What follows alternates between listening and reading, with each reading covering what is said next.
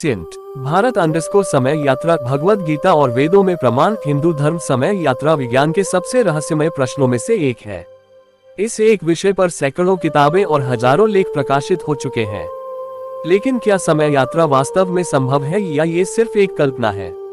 देखा जाए तो यह एक ऐसा सवाल है जिस पर सभी लोग एकमत नहीं दिखते। कुछ लोग इसके पक्ष में हैं तो कुछ लोग इसे महज कल्पना मानते हैं। लेकिन हिंदू धर्म का अध्ययन करने पर हमें कई कहानियों के माध्यम से, कई श्लोकों के माध्यम से यह बताने की कोशिश की गई है कि वास्तव में समय यात्रा जैसी कोई चीज होती है। आज के लेख में हम इसी विषय पर चर्चा करेंगे और समय यात्रा को दो पक्षों से तुलना करके समझेंगे। पहला पहलू आधुनिक विज्ञान और वैज्ञानिकों के सिद्धांतों पर आधारित है और दूसरे पहलू में हम हिंदू धर्म ग्रंथों के आधार पर समय यात्रा को समझेंगे। आइए सबसे पहले जानते हैं कि वास्तव में समय यात्रा क्या है। समय यात्रा क्या है? समय यात्रा एक विचार है जिसके अनुसार हम समय में आगे या पीछे आ सकते हैं, अर्थात हम अतीत में या भविष्य में आ सकते हैं। लेकिन क्या वास्तव में ये सिर्फ एक विचार है या ऐसा करना संभव है या नहीं? ये जानने के लिए हम समय यात्रा पर दो भागों में चर्चा करेंगे। पहला भाग आधुनिक विज्ञान पर आधारित है और दूसरा भाग सनातन वैदिक धर्म पर आधारित है। आधुनिक विज्ञान के अनुसार समय यात्रा, आज हम जिन वैज्ञानिकों को समय यात्रा के बारे में जानते हैं वे हैं सर आइंस्टीन और सर स्टीफन हॉकिंस। आइए मैं आपको सरल शब्दों के माध्यम से समय यात्रा से परिचित कराता हूँ। आइंस्टीन ने सापेक्षता के विशेष सिद्धांत और सापेक्षता के सामान्य सिद्धांत के माध्यम से समय यात्रा की व्याख्या की। उन्होंने कहा कि अगर हम प्रकाश की गति से यात्रा करें तो हम समय यात्रा में सफल होंगे।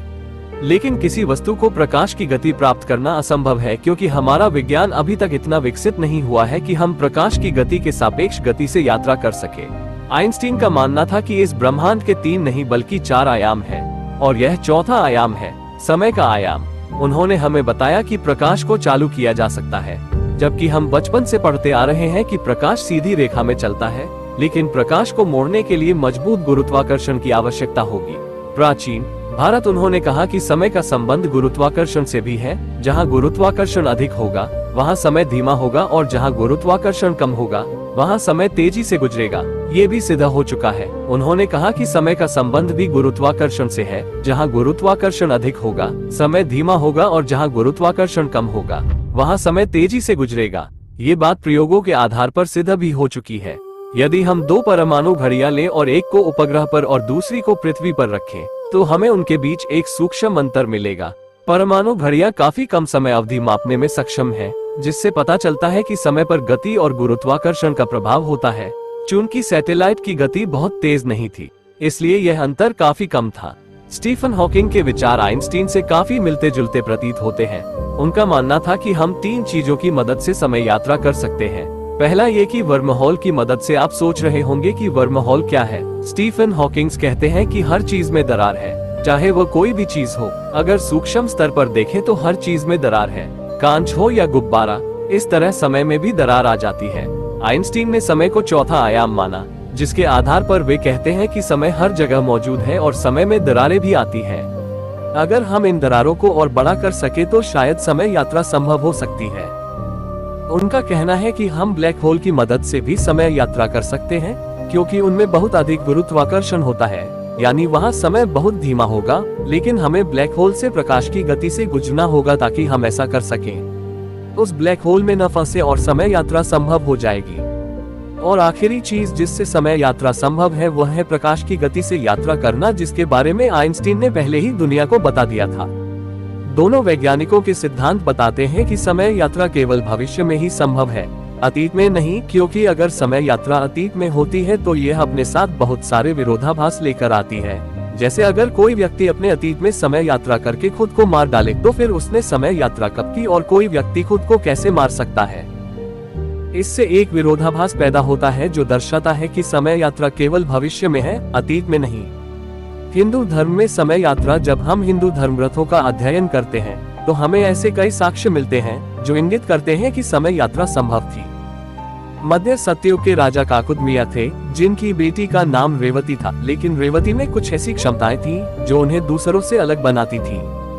उसके गुण देखकर उसके पिता उससे ब्रह्मा जी के पास ले जाते हैं और उनसे आग्रह करते हैं कि पृथ्वी पर कोई भी ऐसा नहीं है जो रेवती से विवाह करने में सक्षम हो। राजा की बात सुनकर ब्रह्मा जी उससे कहते हैं, हे राजा, तुम तो ब्रह्मलोक पहुंच गए हो, लेकिन 27 चतुर पृथ्वी पर युग बीत चुके हैं और पृथ्वी अपने समय से बहुत आगे बढ़ चुकी है।